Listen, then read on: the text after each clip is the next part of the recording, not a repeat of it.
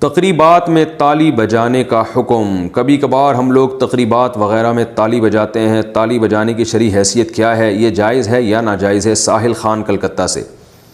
دیکھیں قرآن مجید میں اللہ تعالیٰ نے مشرکین مکہ کے بارے میں بتایا کہ وَمَا كَانَ صَلَاتُهُمْ عِندَ الْبَيْتِ إِلَّا مُكَاءً وَتَصْدِيًا، کہ مشرکین مکہ جو کہتے ہیں نا ہم مسجد حرام کے متولی ہیں، ہم رکھوالے ہیں، اللہ فرماتے ہیں ان کی نماز مسجد حرام میں تالیاں پیٹنا اور سیٹیاں بجانا ہے، یہ ان کی نماز ہے۔ تو اللہ نے یہاں تالیوں کو اور سیٹیاں بجانے کو ایک مذمت کے طور پہ بیان کیا ہے کہ یہ گویا مشرکین اور کفار جو تھے نا ان کا ایک طریقہ تھا مسجد حرام میں تالیاں پیٹنے کا، گویا ان کی عبادت ہی یہی ہے۔ تو اس سے بہت سے علماء نے استدلال کیا ہے کہ سیٹی بجانا یا تالیاں بجانا یہ اسلام میں ناپسندیدہ عمل ہے اور بعض علماء کے نزدیک بالکل ناجائز ہے۔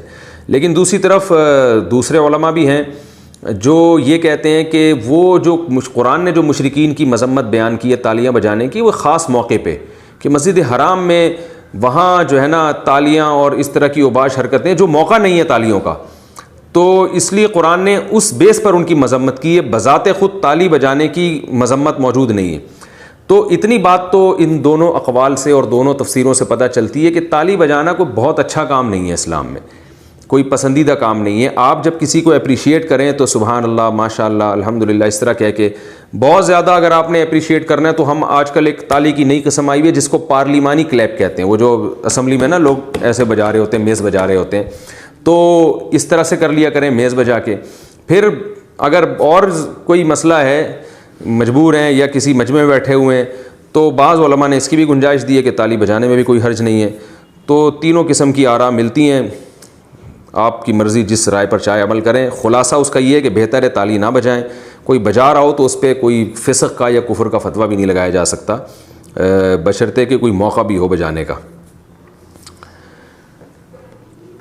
کیا نبی کا نام سننے پر درود پڑھنا فرض ہے؟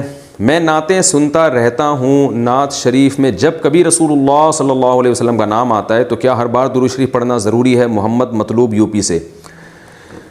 بھائی پوری زندگی میں ایک بار نبی صلی اللہ علیہ وسلم پہ درود پڑھنا تو فرض ہے، اس لیے کہ قرآن نے حکم دیا ان اللہ وملائکتہ یصلون علی النبی یا ایھا الذین آمنوا صلوا علیہ وسلموا تسلیما، اے ایمان والو تم بھی نبی پر درود پڑھا کرو اور سلام بھیجا کرو۔ تو اس آیت پر عمل کرنے کے لیے علماء کہتے ہیں کم سے کم زندگی میں ایک دفعہ درود پڑھنا فرض ہے، کیونکہ قرآن نے حکم دیا ہے۔ اور پھر جب کسی مجلس میں ہم بیٹھے ہوں اور نبی صلی اللہ علیہ وسلم کا نام آئے تو ایک دفعہ درود شریف پڑھنا واجب ہے، پھر جتنی دفعہ نام آئے گا تو مستحب ہے، واجب نہیں ہے۔ باقی یہ کہ کام اگر مستحب بھی ہو تو کر لینا چاہیے۔ نبی صلی اللہ علیہ وسلم نے فرمایا کہ جو شخص مجھ پر ایک دفعہ درود پڑھتا ہے اللہ تعالیٰ اس پہ 10 رحمتیں بھیجتے ہیں۔ تو آپ اگرچہ ہر دفعہ درود واجب نہیں ہے، لیکن اگر ہر دفعہ درود پڑھ لیں گے 10 رحمتیں مل جائیں گی، تو میرا خیال ہے یہ اچھا سودا ہے۔ تھوڑا سا لفظ یعنی تھوڑی سی زبان کو ہلانے کی دیر ہے اور آپ 10 رحمتوں کے مستحق بن جائیں اور نبی صلی اللہ علیہ وسلم سے محبت کا اظہار بھی ہو جائے تو اور کیا چاہیے۔ تو اس لیے اس فضیلت سے محروم نہیں رہنا چاہیے۔ نعت میں جب بھی نبی کا نام آئے ہر دفعہ میں آپ درود شریف پڑھیں، ثواب ملے گا، لیکن بہرحال واجب نہیں ہے، واجب صرف ایک مرتبہ ہے۔